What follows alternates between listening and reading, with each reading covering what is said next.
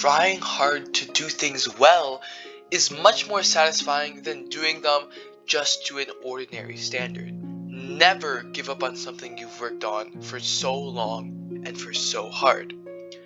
If you have a goal, never stop working on it, because if you finally complete it, it will bring you the most amount of joy you will ever experience. There was once a young man who liked puppets so much that he became an apprentice to a master puppet maker. Sadly, the young man was very clumsy, and his teacher and the other apprentices were always telling him he had no ability when it came to making puppets, and that he would never amount to anything. Even so, he enjoyed it so much that he worked day after day to improve.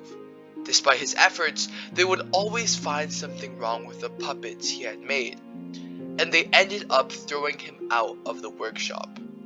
He wasn't going to give up, so the young man decided that from then on he would spend all his time making just one kind of puppet.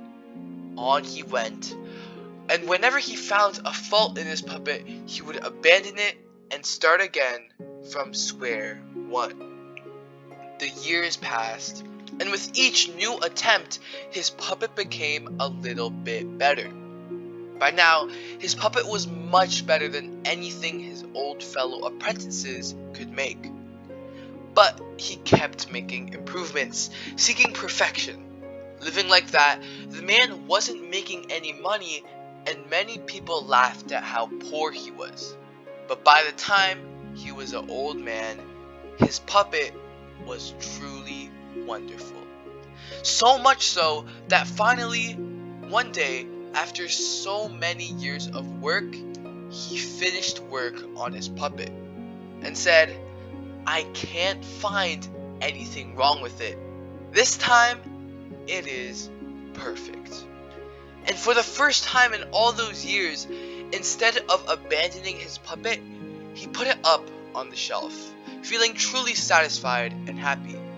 And the rest is history.